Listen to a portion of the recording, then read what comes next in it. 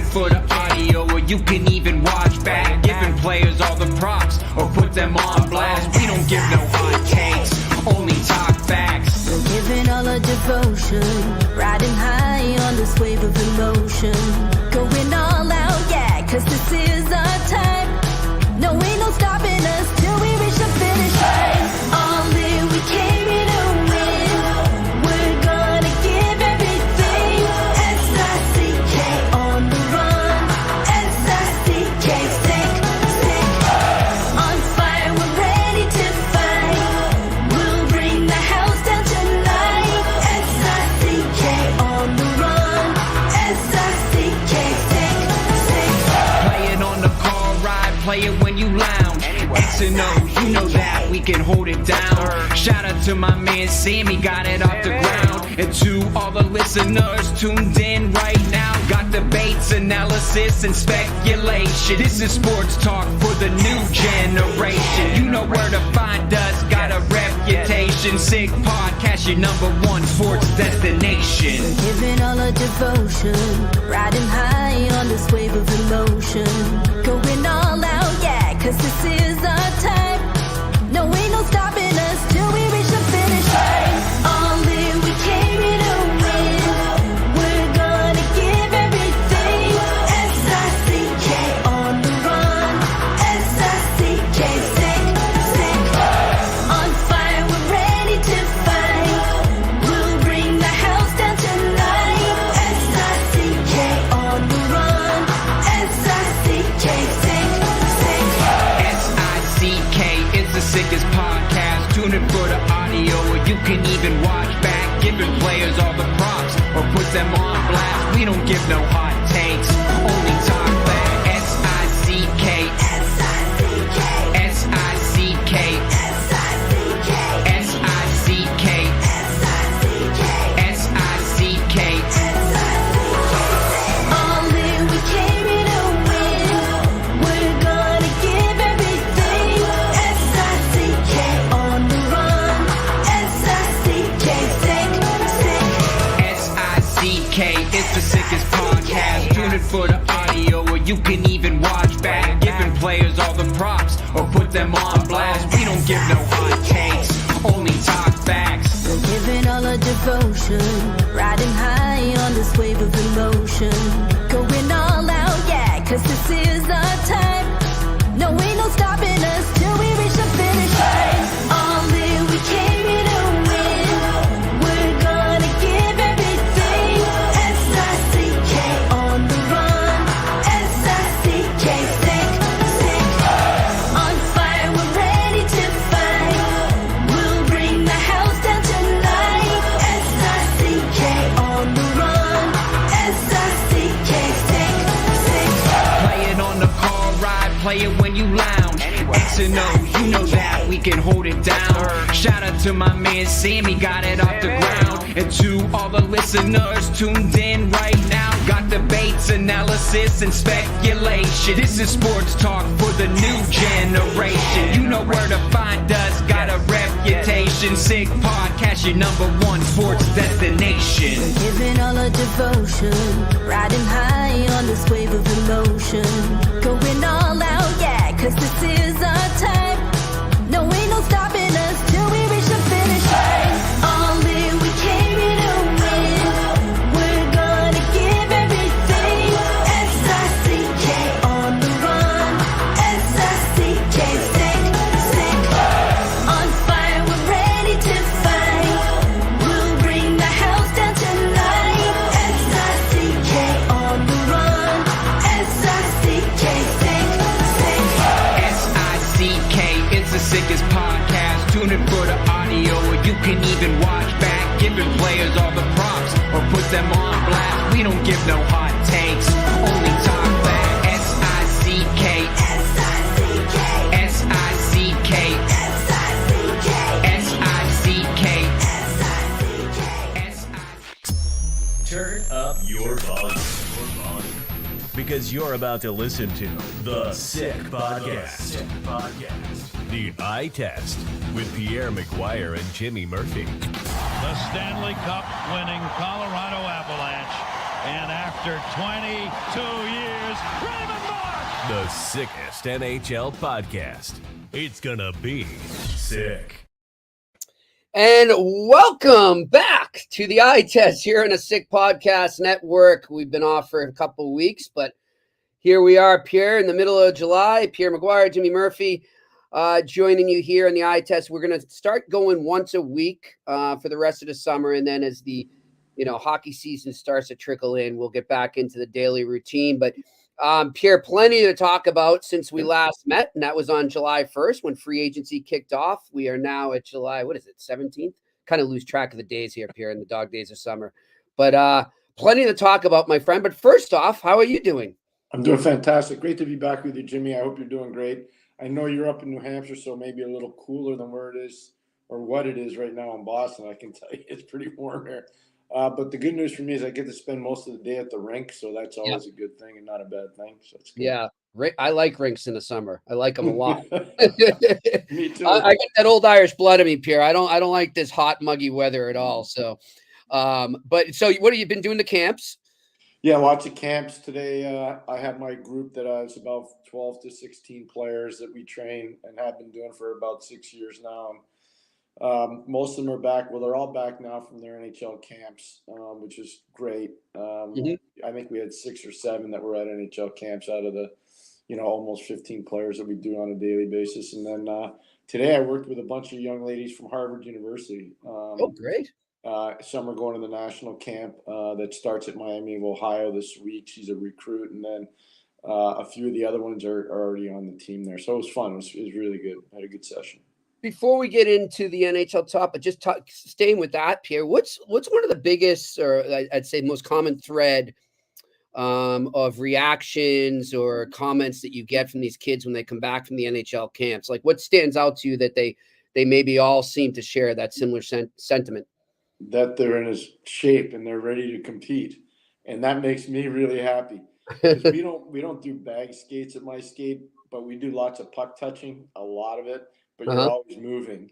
Nobody gets to stand still. And for the new players that come, it's probably about a 7 to 10 day adjustment period. But when they come back from their camps, most of them say, I wasn't overmatched, I wasn't outconditioned, I was ready to go, and that makes me feel good.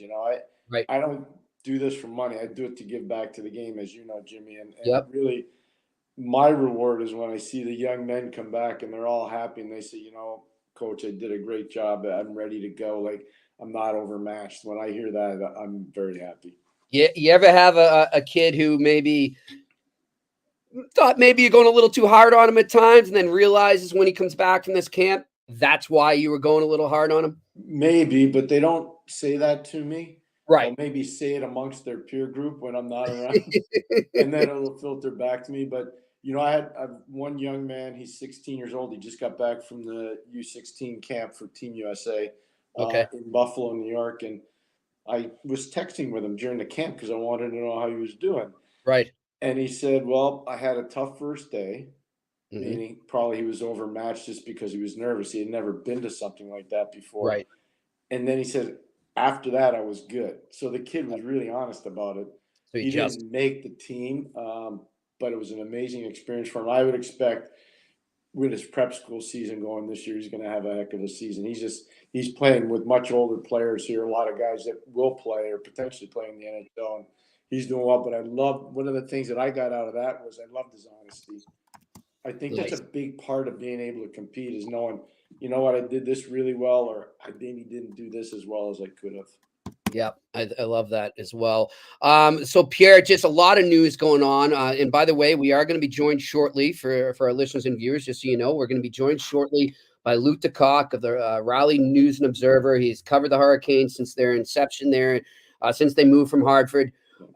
He's more of a columnist now, but he knows the team inside and out, is very well connected there. So we'll get his take on their offseason. Just before we came on here, Pierre, we were texting, and Jack Drury has signed a 2-year deal. Good for him and good for the team. I know that Pierre, he's one of the players you're high on, and has suggested maybe some other teams should have maybe targeted a bit more. Everyone's talking about Martin Necas, but I know that you said this is a guy that I'd be looking at that is maybe ready to blossom. Yeah, I'm really happy for Jack. Jack is one of the guys that actually has been part of our skates here in Oh, Boston. cool. So we're really excited for Jack. And I had the privilege of coaching his father and trading for his father in 2 different cities. So I'm a big fan of the Ted Drury family, and Jack is obviously his son. And they're just tremendous people. They're awesome. Teddy and his wife are just tremendous people, and proud to call them friends, but really proud of Jack. Anyways, that's a good deal for the player. Yep. I think it's also a good deal for the team. So they deserve some credit on that. They avoid arbitration, which is good, I think. That's a tough process. I never really liked arbitration. Yeah. It's not a lot of fun to have to go in there and body slam some of your players. It's not a fun process. And just so everyone knows, it's a 2-year deal with an AAV of 1.725 per year. So yeah, like I said to you when we were texting, I think it's a good deal for both sides. Yep. And of course, we'll get into Kuznetsov and some other stuff going on there with the Carolina Hurricanes. But Pierre, one team you and I kind of talked earlier in the week, and we were pinpointing 3 teams that we think we need to address and talk about, and we'll try and get some more guests as we go on here once a week. Yep. On Wednesday connected to these teams. And one of them obviously was the Carolina Hurricanes, who we will get in depth with in a bit with Luke, but also the Nashville Predators and New Jersey Devils. And Pierre, earlier this week, Steven Stamkos, or yesterday actually, Steven Stamkos met the media for the first time as a Nashville Predator. I don't know about you, but and I'm sure it felt the same for him. It was awkward. And I don't mean that in a bad way. It's just not used to. All we've seen him as is a Lightning. So to see him in another team's uniform for me was like, okay, this is real. This is really happening. So there's 2 times in my career that I could think of that I kind of felt the same as you, Jimmy. One was when Wayne Gretzky got traded from Edmonton to LA. Yeah. I found that to be really strange. That was just before I got into the league, but I was coaching at St. Lawrence then, and we had a lot of players that were moving on to the NHL. So I was following it pretty closely back then. And then the other one was and I was coaching in the league when this happened, when Patrick Roy got traded by Montreal to Colorado. That was really strange to see him in a uniform that wasn't a Montreal Canadian uniform.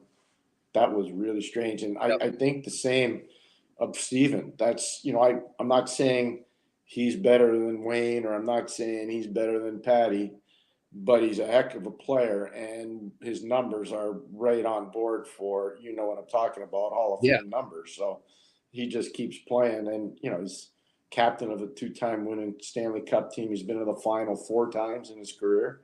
He's won World Junior Gold. I mean, he's a special player.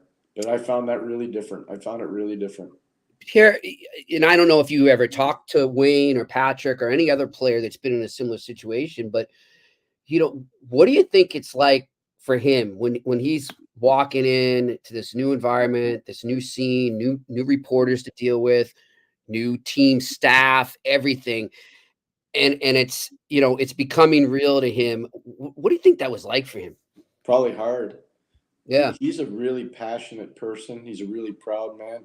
All Steven has ever done is win. You can go look at his resume from other athletics that he played when he was a kid growing up, whether it was track and field or lacrosse or whatever he played, he won. He won at everything. Like, Steven's been a habitual winner in so many different facets of his life. Tremendous family guy. I've always had a lot of time for Steven. I spent a lot of time with him over the years, and I think that was probably really hard for him, Jimmy. I'm not going to pretend. And look at Barry Trotz he's dealt with a lot of big things in his career as a general manager now, but as a coach, he had to deal with a lot of stuff. This is going to be one for the books for him. This is a way different deal for him. Yeah, for sure. And of course, they also brought in Jonathan Marchessault and Brady Shea. And look, I look at this team, and there's no doubt they've improved, Pierre. Have they improved enough for you to consider them a legit Stanley Cup contender right now? I'm not prepared to say that right now. Me neither. I would love to be able to say, yes, 100% they are. They've got some young players that are going to have to really step up if they're going to be able to. Will the power play be better there? It will be, Jimmy, and that's a big part of it. So the power play will be better. I think they're going to leapfrog some teams in the Central. Be interested to see where Minnesota's at. It'll be interesting to see where St. Louis is at. It's going to be interesting. Yeah. Mm-hmm. I want to get to St. Louis in a bit too. Yeah, it's going to be interesting to see where some of those teams that are in their neighborhood, where they are. Chicago, where Chicago are going to be. The Central's going to be interesting. I think it's probably going to be one of the weaker divisions this year. Mm-hmm. And if that does hold true, then I think Nashville's got a chance to, be a home ice team. But if something happens in the Central and all these teams get better, then I don't know what this does for them. Well, we'll circle back on that and some other off-season topics that have occurred. But right now, we're going to be joined by Luke DeCock of the News and Observer in Raleigh, North Carolina. Covered the Hurricanes for a long time. Hey, Luke, how you been, my friend? I'm good. Thanks for having me, guys. I appreciate it. Hi, Luke. Good to see you. Good to see you. Now, how's the summer going? First off, summer's going good. It's we had the U.S. Open here at Pinehurst after the playoffs were over, so that that would have been really interesting if the Hurricanes had made the final. How we were going to figure that out, but great U.S. Open at Pinehurst. Really one of the best tournaments that we've had there.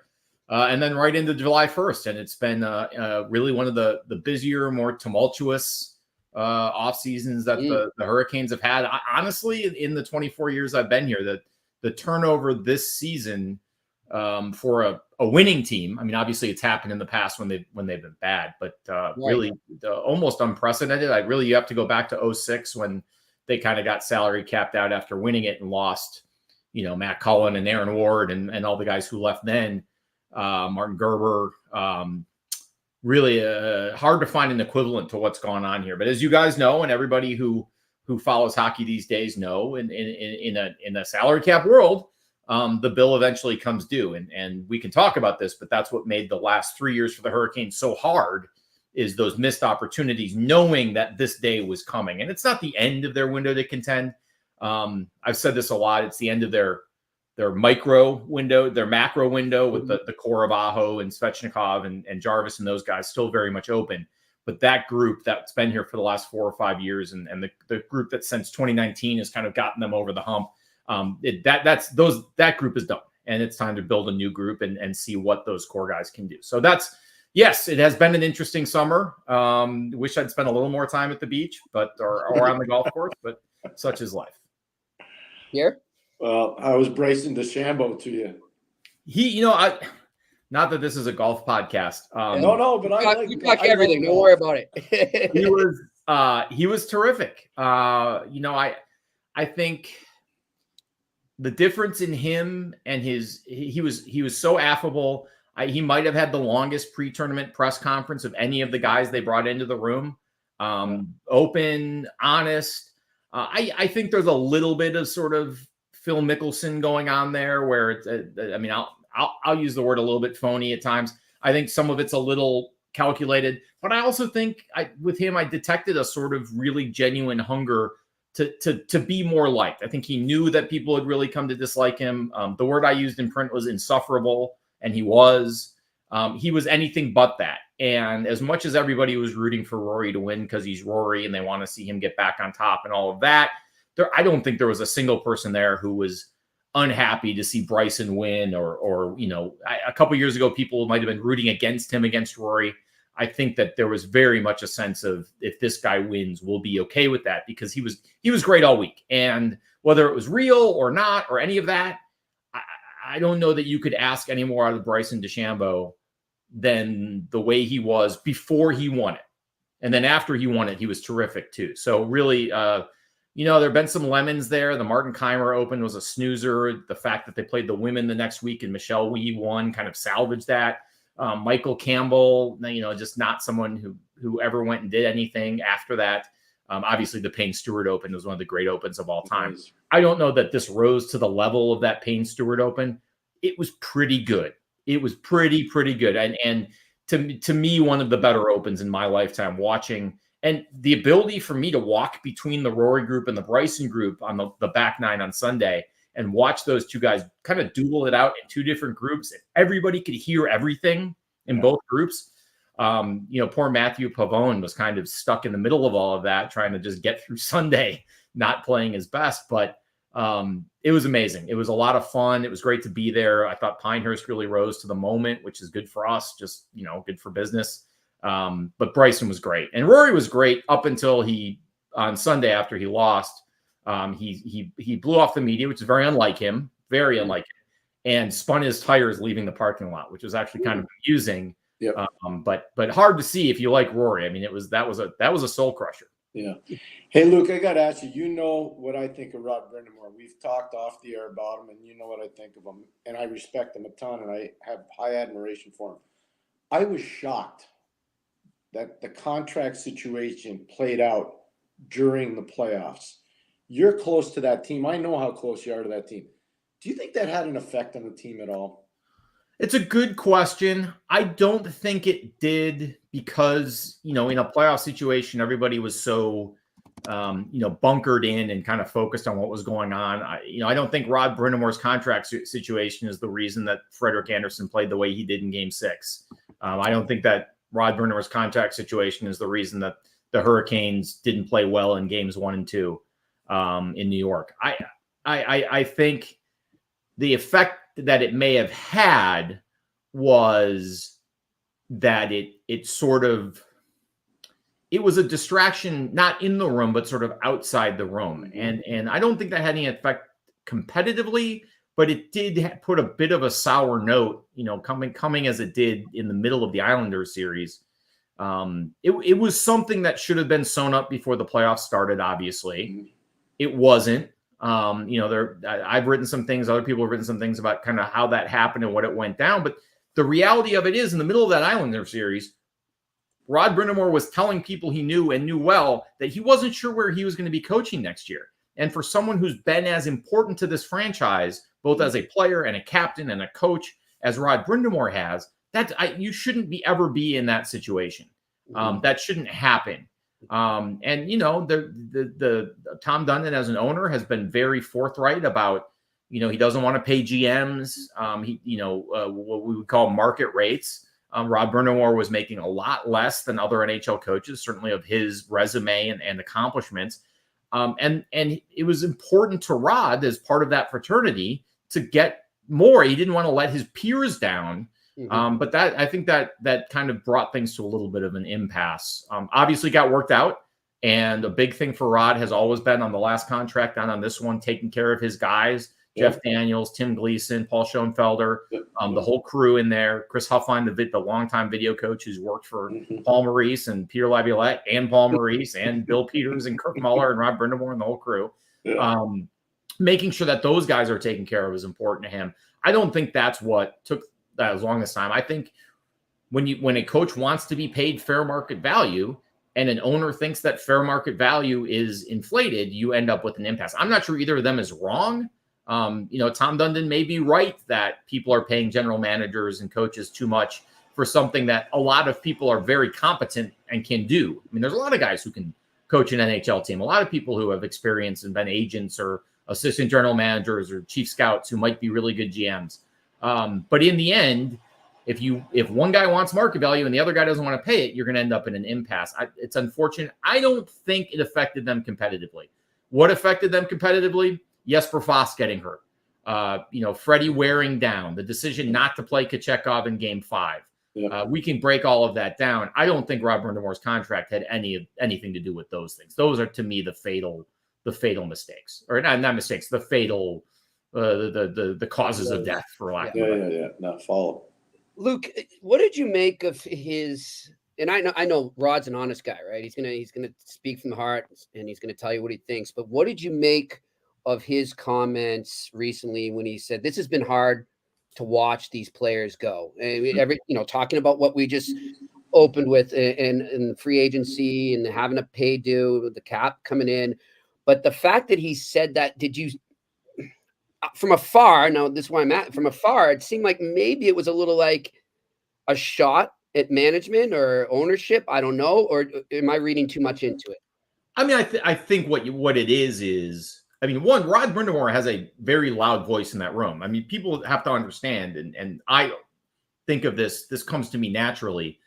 The Hurricanes don't have a situation like they did when Ron Francis was the GM, where the owner sets a budget and the GM makes all the decisions, and it all flows downhill. This is a very collaborative decision-making process. The owner is part of it. Don Waddell, when he was GM and team president, was the GM, but was part of it. Brindamore was part of it. Eric Tulsky, the analytics guy, before he got promoted to GM, he was part of it. Darren York, who's their amateur scout and assistant, head chief amateur scout and assistant GM, was a part of it. When they joined, before they went to the Panthers and won a Stanley Cup, Paul Krapelka and Rick Dudley were a part of it. So Mike Fuda was a part of it for a while. Justin Williams is a part of it now. It's a very collaborative decision-making process. A lot of people have voices. Rod did have a voice in this. So it's not the kind of typical hockey situation where a coach and GM might not see eye to eye. They might not see eye to eye, but Brindamore will at least have been heard, unlike maybe some other places. That said, what I think you're hearing and what his comments reflect is they lost guys who have been really, really important to this franchise and in the room. So they bring back Jordan Martinook, which is huge because he's obviously a glue guy for this group, very important in the room. Losing him and these other guys would have been really, really bad. So they keep one. But Brett Pesce's never played for another NHL team. Brady Shea was an immediate fit when he got here from the Rangers, just dropped right into place perfectly. Teuvo Teravainen has been a big part of this Finnish community in the locker room. He's a different breed of cat. He's very sardonic. He's very funny in his own way. I loved interacting with him because he would be second star, and I would be like, "Oh, I'm so happy for you, man! Second star, you don't have to do the television interview." And he would say something like, "Yes, that is the best part." Just very. I love that part of him. He had a very, very dark sense of humor, and we always would joke about he never smiled. But the point is, he's been here for a long time. These guys have been here for a long time. I'm sure I'm just Antti Ranta, who didn't play that much. My God, there's never been a more beloved player in the room than this guy, Father Finn, who just the nicest guy, salt of the earth. I remember, I think it was during the Rangers series, during an intermission, somebody taps me on the shoulder and I look around, he's over here. And it's Ronce, man. He just wanted to say hello because he'd been in Chicago and he hadn't seen me. And I'm not around every day in the regular season. But he gets to know people. So you lose guys like that. Right. Who, regardless of what they brought on the ice, and Ronce did not have a good year. He'd be the first guy to tell you that. There's a reason he ended up in the AHL. He wants to keep playing, but he knew it wasn't going to be here. But you lose guys like that. And Brett Pesce, Pesce came up with this franchise. He's grown up here. You've seen him turn from, boy to man. You lose guys like that, it hurts. And look, Eric Tulsky said it from before he took over the job. Like, I talked to him the day before he got promoted that he said, we are going to lose guys who we want to keep. We're going to lose guys we love. It's just the reality. And I think that's what Rob Brindamore is reacting to. Since he took over in 2018, they made the playoffs every year. There are guys like Aho and Pesce, Jacob Slavin, Jordan Stahl, who have been here the whole time. Those guys are the heart and soul of this team and this franchise. When you lose guys like that, that hurts. It does hurt. And as I alluded to earlier, it hurt in 2006 when they lost Matt Cullen and Aaron Ward because those guys were neither one of them was the best player on the team, but they were important parts of them. It's why it was so important to bring back Jordan Martinook because he has been one of those guys too. And so you have that stability to go with Jordan Stahl. But Jesper Fast is one of those guys, and his situation with his neck is pretty up in the air. No one's really sure how that's going to turn out. No one thought it was going to be keep him out for the playoffs. Guy gets hurt in game 82 for no reason and can't come back. That's, I think, what you're hearing is a reaction to we've lost guys who were critically important to what we built here, and now we got to rebuild it a little bit. And that's some of the guys they brought in, were either they thought were great fits for the way they play, or could potentially help in the room and help rebuild some of that. And now more is going to fall on Sebastian Aho. Martin Necas, who it looks like is going to be staying, how does he find a way to fit into a team that he wanted out of at the end of the year? A guy like Jack Drury, does this open up opportunities for him to be more vocal? Seth Jarvis, who's, has this I'm a dumb guy act, but is, crazy like a fox. Does this open up opportunities for him to be more vocal in the room? A lot of sort of dynamics that are changing among that group. I think that's what Rob Brindamore's reacting to. So I'm gonna play a name association game with you, Luke. I'm gonna give you the name of a prospect, and you're gonna tell me whether he's going to play for Carolina or not this year. Okay. Jackson Blake. Not this year. But Scott Morrow. Yes, I think he'll see some time with the rebuilding on the defense. Scott Morrow is going to get some ice. Yes. Bradley Nadeau. Not this year, I don't think. So where are they going to find these other bodies to fill in for some of the players that are moving on? So, they signed a lot of guys in the first week of July, many more than usual. In terms of 5-on-5 scoring, and this is a little bit of the team spin, but it's true. In terms of 5-on-5 scoring, and Teravainen was a power play guy. Stefan Nason, who we didn't mention, another guy who was really well liked in the room and kind of rebuilt his career here, was a power play guy. Brady Shea was on the second power play unit. 5-on-5 scoring, even strength scoring, the guys they brought in: Shane Gostisbehere, Sean Walker, William Carrier, Eric Robertson. I'm sure I'm forgetting a couple. The 5-on-5 scoring is roughly equal. So does this create more opportunities for people on the power play? Does the first power play unit play more? They've kind of been a 50-50, 60 seconds each unit kind of team. Do they load up one unit with Aho and Svechnikov and Jarvis and Natchez and Burns or Gostisbehere or whoever, and play that unit 90, 100 seconds, and then just have a second unit they bring out before they inevitably bring out the Jordan Staal line as soon as the penalty's over? So I think if you look at that, they've replaced that. What they're missing, and this is where the cap got them, is that Michael Bunting, Jake Gensel slot. That's the player they haven't replaced. They signed Bunting as a free agent last year, traded him for Gensel. That offense hasn't been replaced. So that's going to have to come from Andrei Svechnikov, who I don't think would be drafted second if you redrafted 2018 today. I mean, unbelievably talented player. But other players like Tkachuk have moved past him. So you're going to you need more from him, which he can deliver. It's the same thing with Marty Natchez. The question has never been, can Marty Natchez be an impact player in the NHL? It's, can he do it every night? He and Svechnikov are at different levels, but they both need to get up. What's Jack Drury's ceiling? How far can Jarvis go? Because he's been on a rocket ship the last 2 years. Those voids are going to have to be filled by somebody, whether it's one of the new guys like Carrier or Robertson taking advantage of this opportunity and blossoming, or it's players who are here. Jesperi Kotkaniemi, another guy who would not be redrafted in 2018. Is this the year that everything clicks for him and he becomes the player he was drafted to be? I'm not sure he's ever going to be the number 3 pick in the 2018 draft if that's redrafted, but there's a lot more there, and he's shown flashes of it. So they've got to get it from somewhere. But again, that's part of being in a cap world. You've got to get better every year within your roster, in addition to whatever else you do. You spoke about things being sort of a collaborative effort there when it comes to player personnel decisions or philosophies and everything. It's well known that Tulsky is an analytics guy, right? The sense we get is that Brindamore is maybe a little leaning more towards the eye test, not to promote our podcast, but leaning a little bit more towards the eye test there. Is there a balance that will be had there, or is this team leaning more right now? Are they going more heavier into analytics and the eye test isn't getting as much of an impact? No, I mean, I think there's a balance. I think maybe it leans a little bit more toward the analytics side than it did in 2019 or 2020. Maybe that's because it's a better team and they can make more refined decisions. It's funny, the evolving hockey guys who they do these amazing contract projections that are, with the exception of Joel Edmondson, we're all pretty much correct.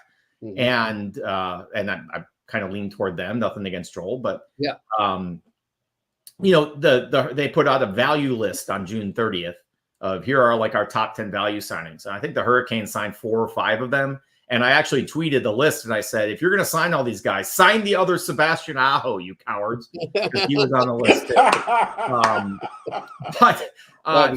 So clearly that was sort of analytics inflected. Like, okay, these are guys, who by that metric, their wins above replacement metric. These were all guys who contract projection value. These were guys they saw as value signings. Hurricanes worked heavily from that list, but they signed a couple other guys, including Tyson Yost, weren't on that list, who they think can fill needs or will fit the way that Rod Brindamore wants to play. And I think that they have over the years gone and got guys. I think Brady Shea was one of them this is a guy the coaching staff wanted.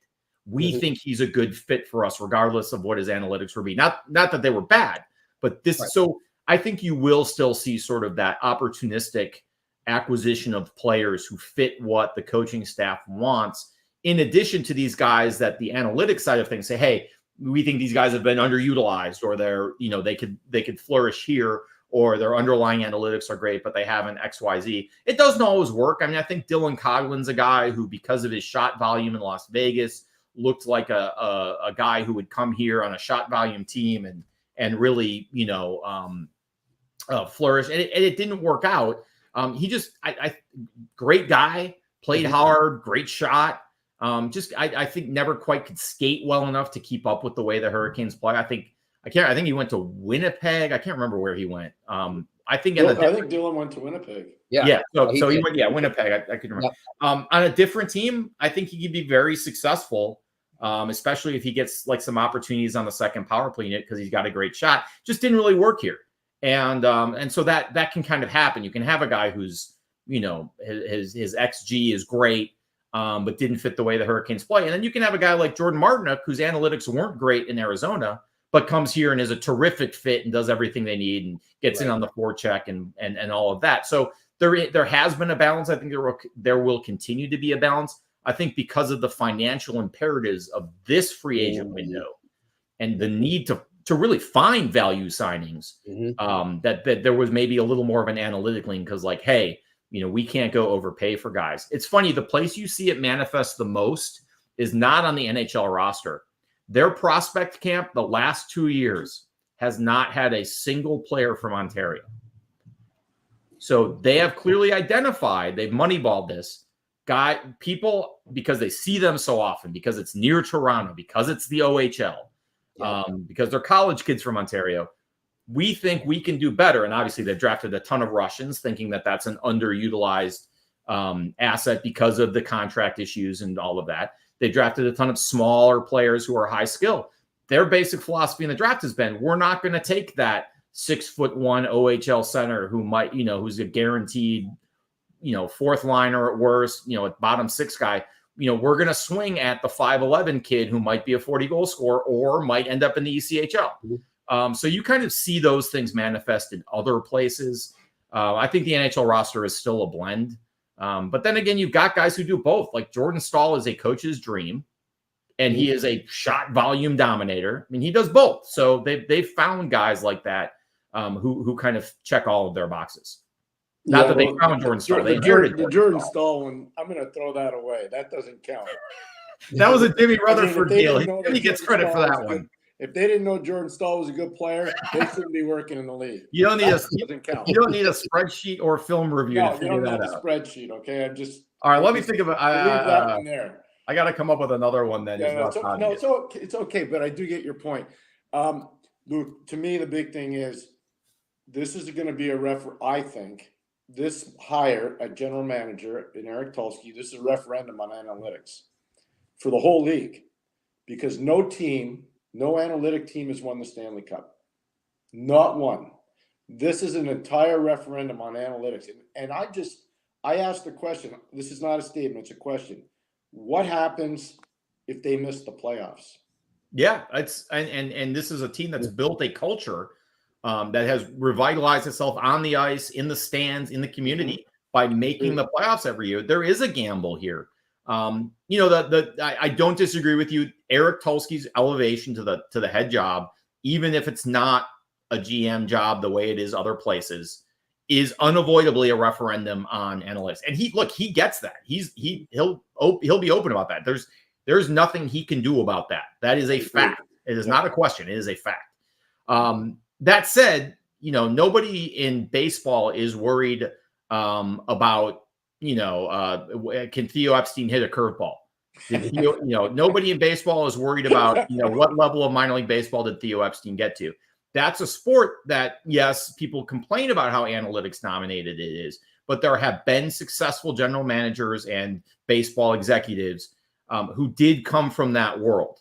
Obviously, the whole Moneyball story, Billy Beane was as old school as there is when it comes to baseball, who, had a road to Bethlehem or road to whatever moment and decided this is the only way they could win. And we don't need to get into all the ways that the movies skews the facts. But the point is, in baseball, this has become accepted. And the Cubs and Red Sox broke their droughts analytically. Yes. Does that work as well in hockey? Agreed, Because it's a different game, not as easily measured. That may change as we get into more advanced puck and player tracking technology, but we're not there yet. These are very inexact metrics. I don't know. I still think, and I've had this conversation with a number of people in the organization, I still think you need both. And that this team had their most success when they had guys like Rick Dudley in the front office who were old school, I'm going to go watch a game guys. I mean, nobody watches more hockey games than Rick Dudley. I mean, I agree. Maybe Pierre, but Hey, I see Rick Dudley on the road everywhere, and I'm just everybody does. Yeah. If you call Rick Dudley, he is in his car going he's always somewhere. driving. He's always working. Yeah, absolutely. And he just won the Stanley Cup for the first time. Yeah. He's 75 years old. Yeah. It's Yeah. unbelievable. But so he was part of when Dundon bought the team. There were guys like that in the front office. I think Justin Williams is still a guy like that. He's still kind of getting his feet wet on the management side. Obviously someone who fans looked at as a candidate to be GM. But Tulsky, I think, has the trust of the other people in the front office. Yeah. It is a referendum. Can this work in a game that isn't as closely measured as baseball, or even to a certain extent football? Which has that sort of play stops, play starts mentality. But I also think if anybody's going to figure it out, the Hurricanes are committed to it. They've thrown resources at it. They continue to throw resources at it. They're going to be on the cutting edge of it. I don't know that it's an all or nothing. It's going to be seen that way. Like what you just said, unavoidably, and it's fine. Like that's the way it's going to be perceived. I can see how it's a little more complicated than that. But I'm not going to argue with anyone because obviously you promote an analytics guy to GM who's not an agent and not a scout and not a player personnel guy. Yes, then it does become a referendum. To me, the decision-making process here has not changed a ton. Don was as an old school hockey guy who's coached and scouted and assistant GM'd and GM'd and assistant GM'd and gone back and ran the business side of the franchise. He had a very broad and diverse resume in hockey. But he was just one voice in that room. He was the one making the trade calls and calling other GMs and obviously was the last one to talk to Dundon before they did something. So that is different. But, Eric Tulsky has also been in the room for those calls for 5 years. Yeah. He worked for Ron Francis. He worked for Don Waddell. It's not like they just hired him off of his blog yesterday and made him GM. He's got a lot of NHL experience. He's been running pro scouting for the last 2 years. Yeah. So his feet are in that world now too.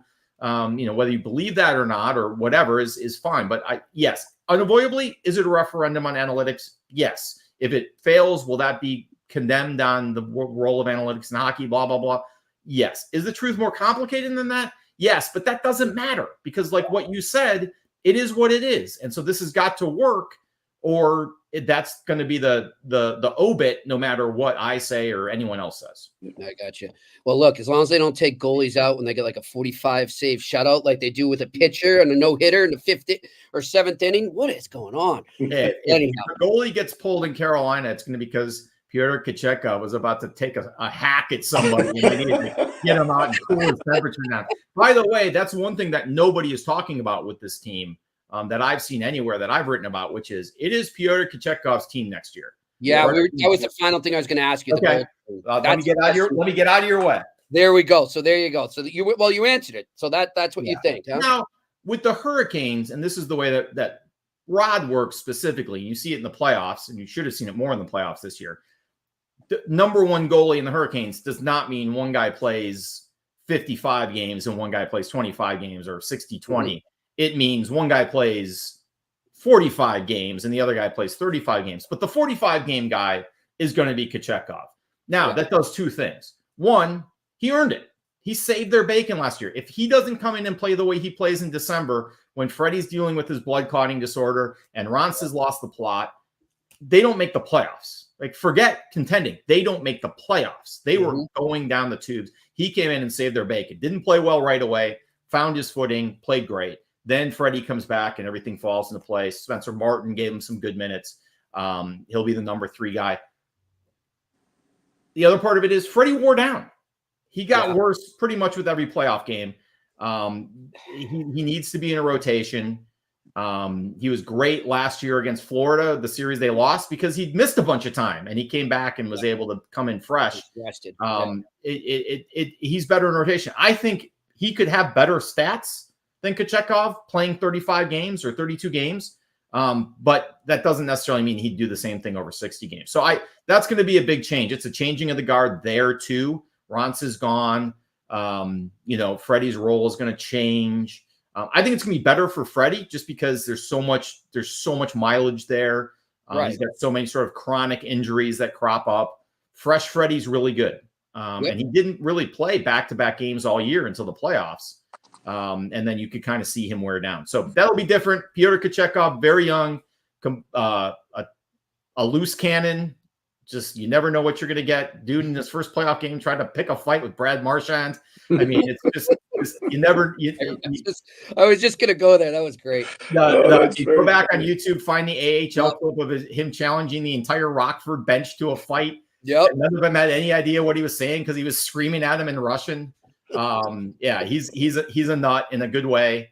They gotta get him tethered and grounded, but he can play. Yep. And they'll find out this year whether or not he's the goalie of the future or not. There's a chance he is. There's a chance he's not. None of us knows. Nobody knows nothing with 24-year-old goalies. But he's gonna get a chance. Good stuff. Well, listen, Luke, I know you're up against it. We're gonna let you go. We appreciate you taking the time here in the off season. Enjoy what you can of the rest of your summer. Thanks, guys. Appreciate it. Enjoyed it. Way to go, Luke. Thank you. DeCock join us here from the Raleigh News and Observer on the Eye Test on the Sick Podcast Network. And we haven't done this in a while up here, and this is something I miss a lot. But let's open it up to questions. And I see a lot of our viewers are back in that chat room right now there. It's good to see them. Hey, Jimmy, I'll just tell you one thing. I like Luke had a lot of really good intel on those guys, and he's right about Stefan Nason, by the way. Yeah. Nason and Martinook were really important players for that team, just like Jack Drury was really important for them. Getting Jack signed today, I think, lessens the blow of losing Nason. Getting Martinook signed lessens the blow of losing Nason and Teravainen. Yep. But I still think they're lean down the middle. Look at Jordan Staal is a really good player, but he's not getting younger. They're miles on. They're miles. He's like Freddie. He's got miles. They're miles on that. Brent Burns, because of losing Brady Shea and Brent Pesce, Brent Burns is almost 40 years old, and they might ask him to pick up more minutes. So this what I'm saying. So yeah, they're going to be an interesting group to watch because what Luke said was spot on. They were in deep trouble. They did not have a good start to the year last year. No. And right around the middle part of the year, if they didn't go on a little bit of a push, they were not going to make the playoffs. Yeah. And it's what we talked about. There should have only been 3 teams from the Metro that made it last year and 5 from the Atlantic. Detroit, when they lost Dylan Larkin, they lost their playoff spot. Exactly. And so that's what stopped a lot of those Metro teams. That helped them. Exactly. That got it saved Washington. That's how Washington got in. Yeah, and now Pierre, Washington too, we could argue is improved in the offseason. But you look at the Atlantic, right? And I think that's the case again. Detroit's going to bounce back. You would imagine. They're going to be better. They're going to be better.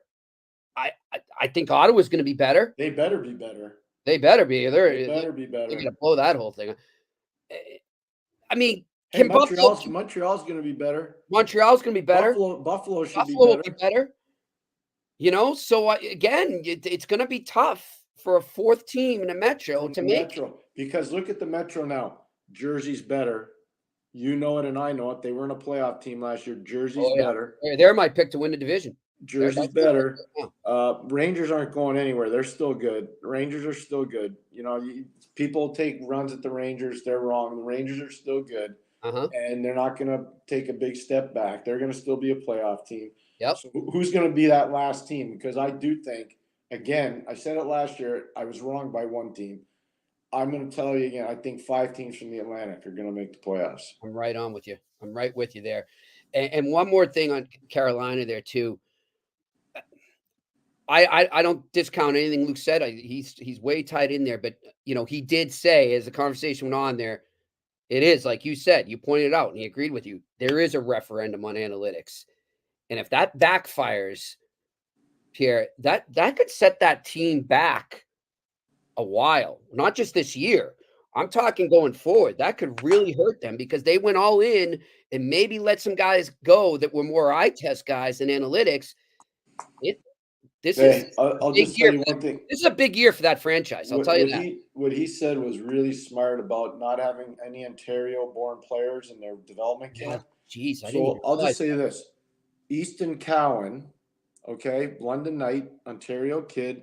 He's probably going to make the Toronto Maple Leafs this year. Yep. He's really good. It wasn't like the Leafs drafted him in the first 10 picks of the draft. Yeah. They were picking way deep. Yep. So I'm just telling you, like they're players there. They're players in Ontario. Oh, there's still, of course there is. But they did. I'm telling you, there are two teams that did this analytic game, and then it changed for Toronto. They went back towards more eye test stuff. Mhm. But if you track from 2020 or even before that, they were going analytics on their picks. They were taking smart, just like Luke said. They were taking smaller guys with a lot of skill, and they were either going to hit home runs on them or they were going to go play in East Coast Hockey League, or they were never going to turn pro. Exactly. And now Toronto's gone more eye test stuff. Yep. I taught one of our guys was in their training camp 2 weeks ago, and he's a good player. He's a very good player, and he said, I felt like a midget there because everybody was so much bigger than I was. He says, I just felt so much younger, and I'm one of the older guys. Yeah. Because Toronto's made a concerted effort to make their team bigger and meaner. Yep. That's what they're doing. They have to. And look at the guys they got to compete with. They've identified the flaw. Yep. Now they're trying to fix it, which I really respect. I give Treliving credit on that, Brad Treliving. But we're going to see on this thing with Carolina. We're going to see. And if it works, I'll be the first person to say they figured it out. Yeah. We have to. Because we're not afraid to admit we're wrong here. No, but right now, I just think they're lean down the middle. They're very lean on defense. He said it. Luke said it. I asked him point blank, Scott Morrow, is he on the team or not? He says he's going to play games. Of all the three guys who are their top prospects, Jackson Blake, Scotty Morrow, and Bradley Nadeau, he said the one guy that's going to play is Scott Morrow. It's because and that's because they're lean on defense. Exactly. Yeah. That's going to be interesting. He's a 21-year-old kid, and he's a good player. I've known him a long time. Went to a great school. You know, UMass Amherst, Jimmy's Altamata. But, I mean, you know, I watched him play since he was a kid playing at mid Fairfield for Lance Marciano. So, you know, I kind of know the body of work there pretty good. And he's a good player. But to think that he's going to play 82 games in the NHL this year, his first year out of school, and potentially top 4 minutes. Yeah, that's a bit of a reach. Yep. Well, we shall see. We shall see. All right, let's open it up to questions here. And before we do, my apologies. I want to mention our wonderful sponsor, Betway, which is the leading global online betting and gaming brand. Follow your gut instinct. Go with Betway. Go to betway.com or scan that QR code right underneath Pierre there if you're watching to join the action. You must be 18 plus and play responsibly. And hey, you want to go look at some of the futures there? A lot of people, last I checked, are picking Carolina to maybe win the Cup or come out of the East. Not so fast, as one Lee Corso says. We shall see. We shall see. So check out some of those NHL futures they got going on there at Betway. But let's get over to the questions here on a Wednesday in the dog days of summer. What do we got? All right, Max R. Who of Detroit, Ottawa, Buffalo has the best chance of making the playoffs? Detroit. All right, there we go. Next question. Alex Evanowski. What's up, Alex? What do you think of what's going on with the Blue Jackets coaching search? Alex, I'll confess I have not been paying too close attention to it, but just, you know, perusing the internet like I do every morning and get up to keep up with things. I haven't seen much. I don't know. I don't know which way they're going to lean. I really don't. Well, it looked like they were trying to do something with Todd McClellan, and then something happened, fell apart.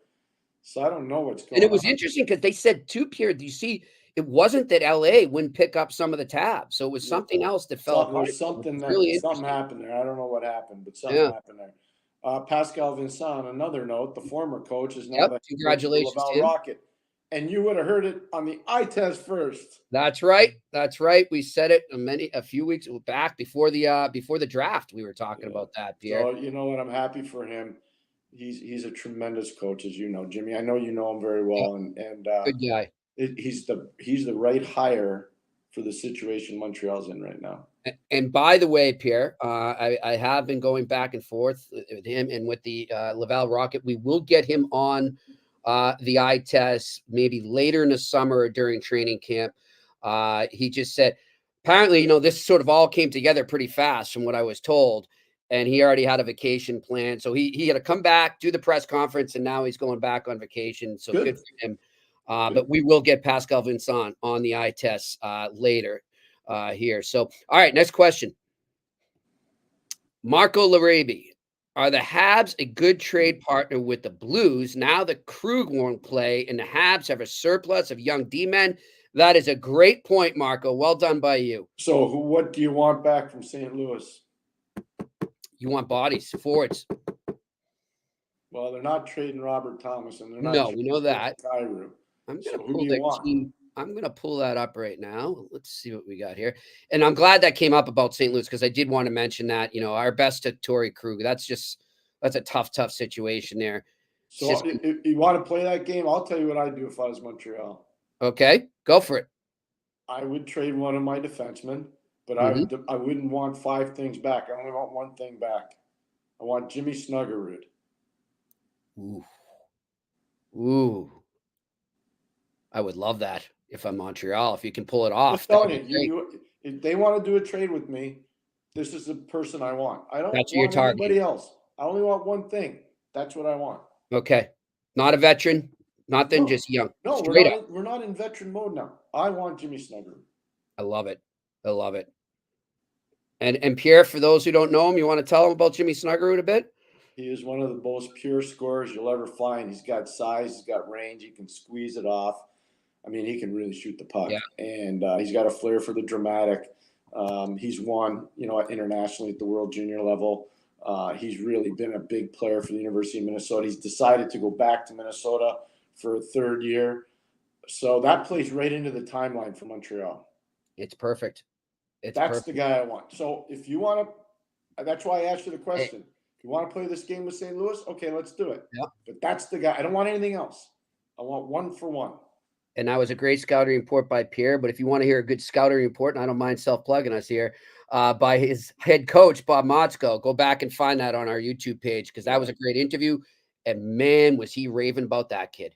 Yeah. Man, did he rave about him. So check that out. All right, next question.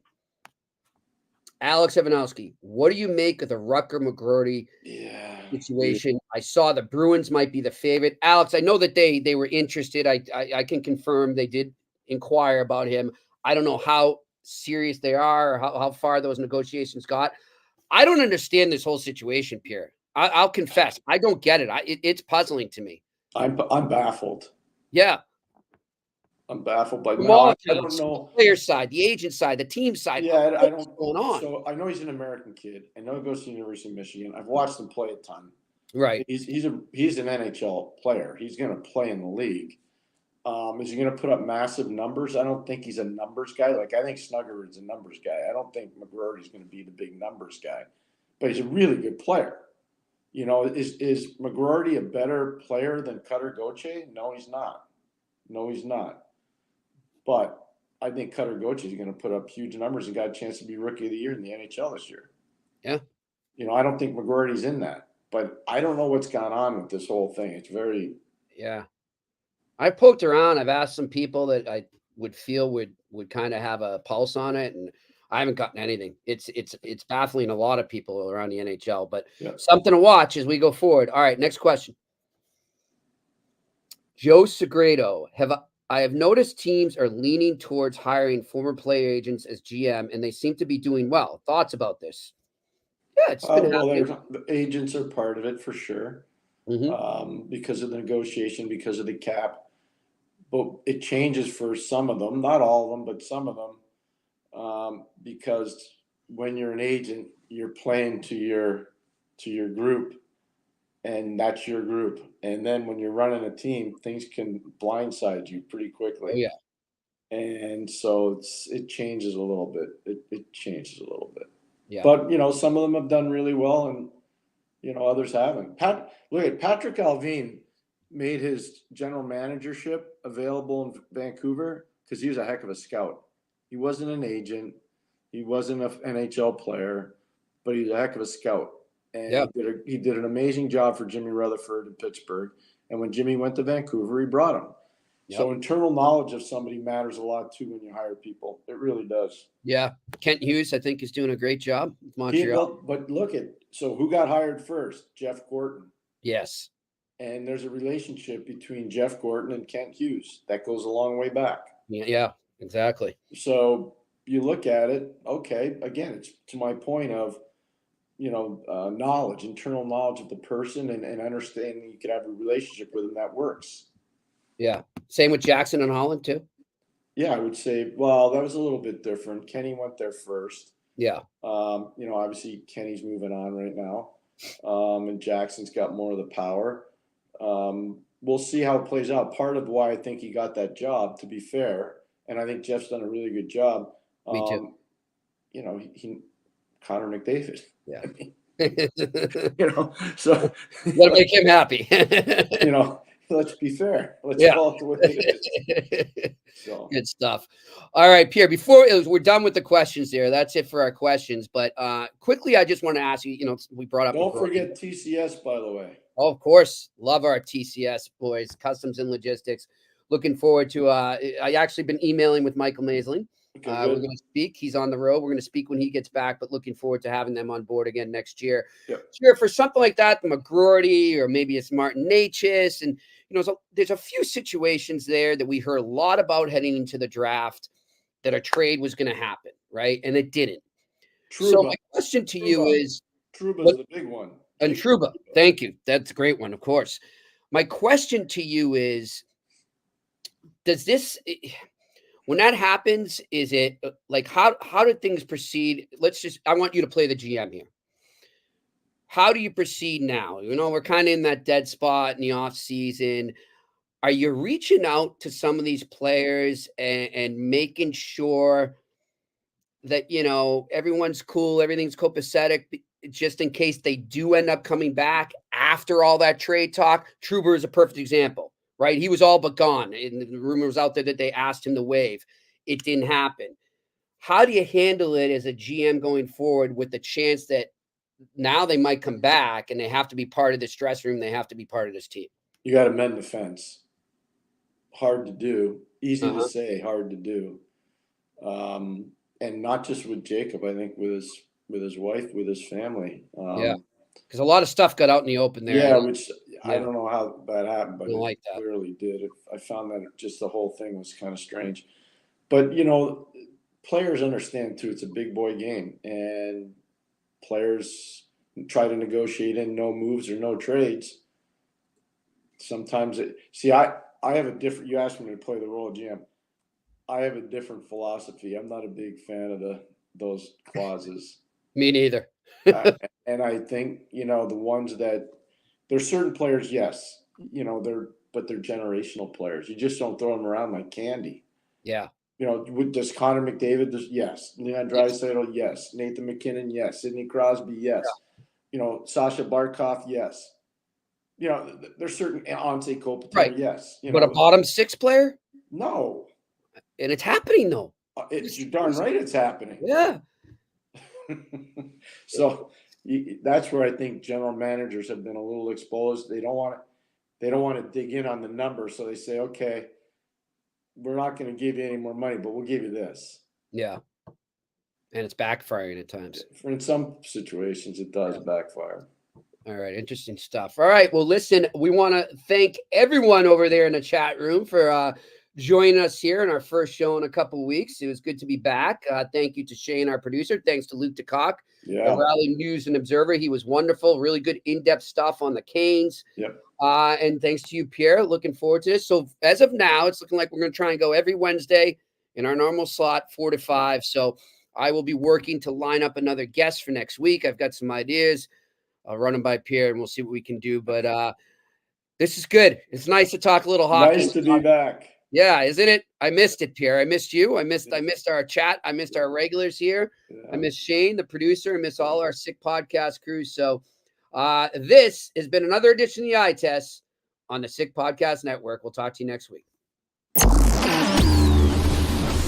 And that's a wrap. Hope you don't miss us too much until next time. Follow the Eye Test with Pierre McGuire and Jimmy Murphy on YouTube, Facebook, Google Play, and Apple Podcasts. Brought to you by TCS Customs and Logistics. Moving pieces, delivering